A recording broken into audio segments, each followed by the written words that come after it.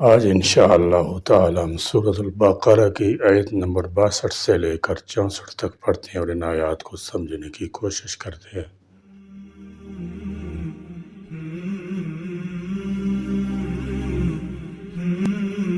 اعوذ باللہ من الشیطان الرجیم، بسم اللہ الرحمن الرحیم۔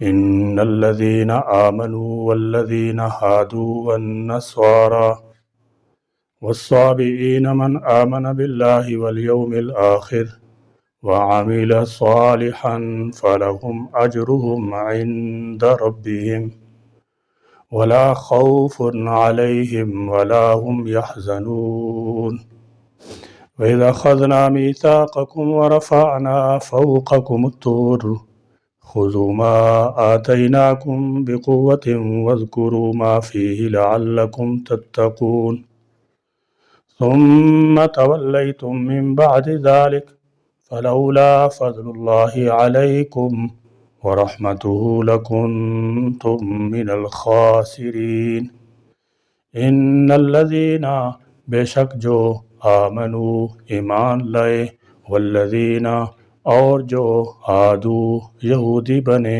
والنصارى اور نصارہ والصابئین اور بے دین من آمنا جو ایمان لایا باللہ اللہ پر والیوم الآخر اور آخرت کے دن پر وعملا اور عمل کیا صالحا نیک فلہم تو ان کے لیے اجرہم ان کا اجر ہے عند ربہم ان کے رب کے پاس ولا خوف اور نہ کوئی خوف ہوگا علیہم ان پر ولا ہم اور نہ وہ یحزنون غمگین ہوں گے۔ یہود حوادۃ بمعنی محبت سے یا تہود بمعنی توبہ سے بنا ہے، گویا ان کا یہ نام اصل میں توبہ کرنے یا ایک دوسرے کے ساتھ محبت رکھنے کی وجہ سے پڑا۔ تاہم حضرت موسیٰ علیہ السلام کے ماننے والوں کو یہود کہا جاتا ہے۔ نصارہ نصران ان کی جمع ہے، جیسے سکارا سکران ان کی جمع ہے۔ اس کا معنی نصرت ہے، آپس میں ایک دوسرے کی مدد کرنے کی وجہ سے ان کا نام پڑا ہے۔ ان کو انصار بھی کہا جاتا ہے، جیسے کہ انہوں نے عیسیٰ علیہ السلام کو کہا تھا نحن انصار اللہ۔ اور عیسیٰ علیہ السلام کے پیروکاروں کو نصارہ کہا جاتا ہے، جن کو عیسائی بھی کہتی ہیں۔ یا نصارہ سے حقیقی عیسائی یعنی وہ لوگ مراد ہیں جو حضرت مسیح علیہ السلام کو اللہ کا بندہ اور رسول یقین کرتے تھے، نہ کہ وہ لوگ جو آپ کو اللہ کا بیٹا قرار دیتی ہیں۔ اس لیے کہ جو حضرت مسیح علیہ السلام کو ابن اللہ مانتے ہیں وہ تو اللہ پر ایمان ہی سے محروم ہیں، اور یہاں اللہ پر ایمان رکھنے کی شرط ہے۔ صابئین صابی کی جمع، یہ لوگ وہ ہیں جو یقیناً ابتدا کسی دین حق کے پیرو رہے ہوں گے۔ اس لیے قرآن میں یہودیت عیسائیت کے ساتھ ان کا ذکر کیا گیا، لیکن بعد میں ان کے اندر فرشتہ پرستی ستارہ پرستی آ گئی، یا یہ کسی بھی دین کے پیرو نہ رہے، اس لیے لامذہب لوگوں کو صابی کہا جانے لگا۔ اس آیت میں اللہ تعالیٰ نے 4 گروہوں یعنی مومنین، یہود، نصارہ، صائبین کا ذکر فرمایا ہے۔ البتہ سورہ حج میں 5ویں گروہ مجوسیوں کا ذکر بھی آیا ہے۔ نزول قرآن کے وقت جو فرقے پائے جاتے تھے ان میں مشرکین، یہود، نصارہ اور صابی بھی ہیں۔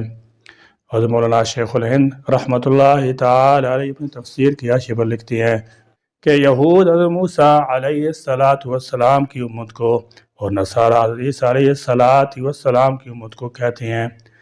البتہ صابی ایک ایسا فرقہ ہے جس نے مختلف ادیان سے بعض ایسی چیزوں کو اختیار کر لیا ہے جنہیں وہ اچھا سمجھتے تھے۔ اس فرقہ کے پیروکار حضرت ابراہیم علیہ السلام کو مانتے ہیں، فرشتوں کی پرستش کرتے ہیں، زبور پڑھتے ہیں، کعبہ کی طرف منہ کر کے نماز ادا کرتے ہیں۔ اس کے علاوہ یہ لوگ بہت سی جائز باتوں میں اختلاف بھی کرتے ہیں۔ اس میں مفسرین کے درمیان بڑا اختلاف ہے، تاہم ان اقوال سے اتنی بات بہرحال واضح ہے کہ قرآن کے نازل ہونے کے زمانہ میں اس نام سے ایک ایسی قوم موجود تھی جو توحید و رسالت پر ایمان رکھتی تھی اور اپنے آپ کو کسی ایسے پیغمبر سے منسوب کرتی تھی جن کی نبوت کی قرآن مجید نے تصدیق کی ہے۔ اللہ پر ایمان، رسول اور آسمانی کتاب پر ایمان کو بھی شامل ہے، چونکہ مسلمان، یہودی، نصارہ اور صابی رسول اور آسمانی کتاب پر ایمان رکھتے ہی تھے، اس لیے رسول پر ایمان رکھنے کا مستقل اور علیحدہ ذکر نہیں فرمایا گیا۔ اس آیت سے پہلی آیات اور اس کے بعد والی آیات میں بنی اسرائیل پر انعامات اور ان کے مقابلے میں ان کے اعمال بد کا تذکرہ ہے۔ یہ درمیان میں ایک خاص مناسبت کی بنا پر آئی ہے، وہ یہ کہ جب بات ان پر ذلت مسلط مسلط ہونے اور اللہ کے غضب کا نشانہ بننے تک پہنچتی تو اللہ تعالیٰ نے اپنی عادت کے مطابق ان کے لیے اپنی رحمت کا تذکرہ ضروری سمجھا کہ بنی اسرائیل کا ہر فرد اس ذلت مسلط اور غضب الہی کا نشانہ نہیں۔ پہلے بھی اللہ تعالیٰ بے حد مہربان تھا اور توبہ کا دروازہ اب بھی کھلا ہے۔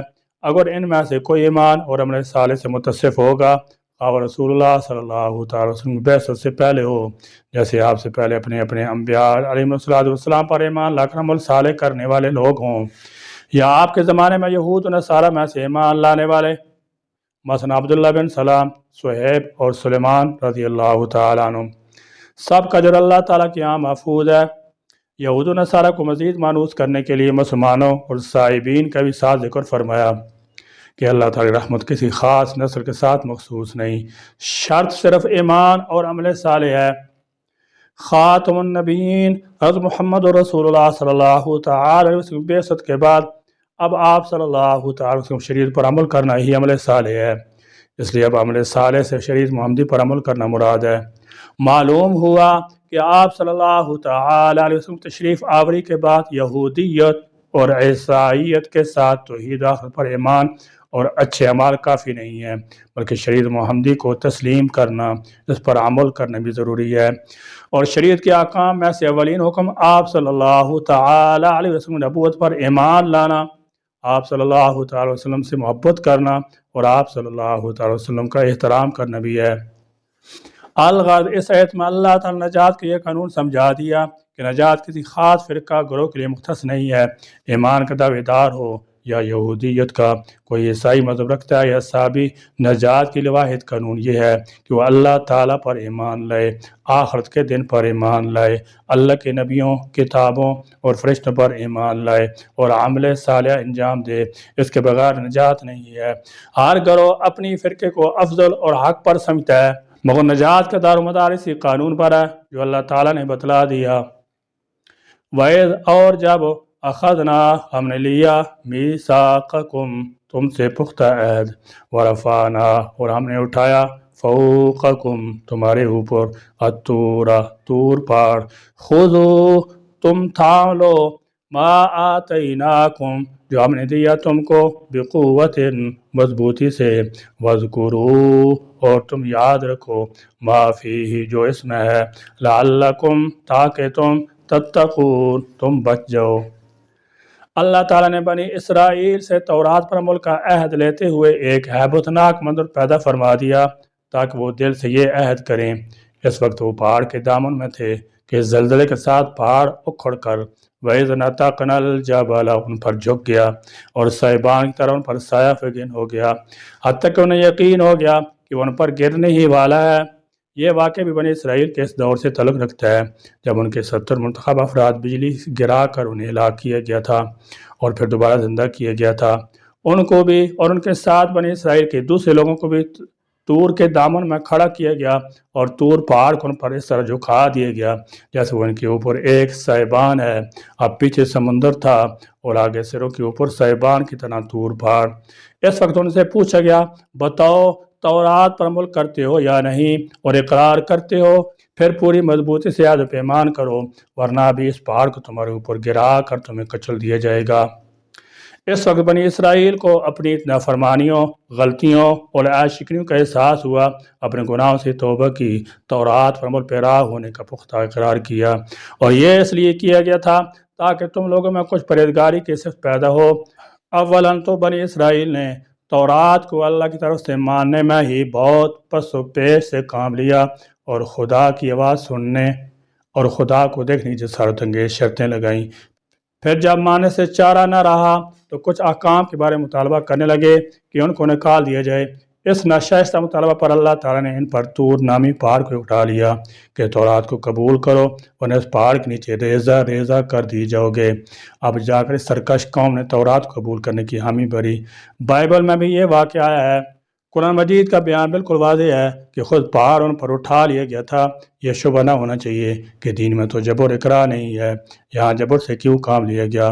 اس لیے کہ کسی شخص کو اسلام قبول کرنے پر مجبور نہیں کیا جا سکتا، لیکن جو مسلمان ہو اس کو احکام اسلام کے ماننے پر یقیناً مجبور کیا جائے گا۔ بنی اسرائیل ایمان لا چکے تھے لیکن تورات کے تمام احکام کو ماننے سے گریز کر رہے تھے، اس لیے ان کو مجبور کیا گیا۔ کسی غیر مسلم کو اسلام میں داخل کرنے کے لیے قطعاً جبر روا نہیں، البتہ فی الجملہ اسلام میں جبر ہے۔ جو قانون شکنی کا مرتکب ہوگا اس پر بھی جبر ہوگا۔ بنی اسرائیل پر پہاڑ معلق کرنے کا مقصد بھی یہی تھا کہ جو عہد کیا تھا اس کی پابندی کرو، ورنہ یہ پہاڑ تمہارے اوپر گرا دیا جائے گا۔ تورات میں تو یہ الفاظ آتے ہیں کہ اگر تم نے عہد کی پابندی نہ کی تو تمہارا مدفن یہی بنے گا۔ اگر قانون کی پابندی کے لیے جبر کو جبر فی الدین سمجھ لیا جائے تو سارا معاملہ ہی دھرم برم ہو جائے گا۔ حدود اور تعزیرات کا سلسلہ بند کرنا پڑے گا۔ جب کسی ملزم کو سزا دی جائے گی تو وہ جبر کی دہائی دینے لگے گا کہ اس پر زیادتی ہو رہی ہے، اسے جبراً کوڑے لگائے جا رہے ہیں یا اسے جبراً قید میں ڈالا جا رہا ہے، حالانکہ یہ اس پر جبر نہیں ہوگا بلکہ قانون کی خلاف ورزی پر تعزیر ہوگی۔ الغرض اسلام میں داخل کرنے کے لیے کسی پر جبر نہیں کیا جا سکتا، البتہ قانون کی پابندی کرانے کے لیے جبراً سزا دی جا سکتی ہے۔ اس ایت میں بنی اسرائیل کو خطاب کر کے بات ہمیں سمجھائی جا رہی ہے کہ جو کچھ قرآن پاک میں قانون نازل ہوا ہے اسے یاد کرو، اس کو خود پڑھو اور دوسروں کو پڑھاؤ، اس کی تشہیر کرو تاکہ قانون کی تفصیلات عوام الناس تک پہنچ سکیں۔ جس طرح ایک عام دنیوی حکومت کے قانون کی تشہیر ضروری سمجھی جاتی ہے، اس طرح اللہ تعالی قانون قرآن پاک کو عام کرنا بھی ہمارے فرائض میں داخل ہے۔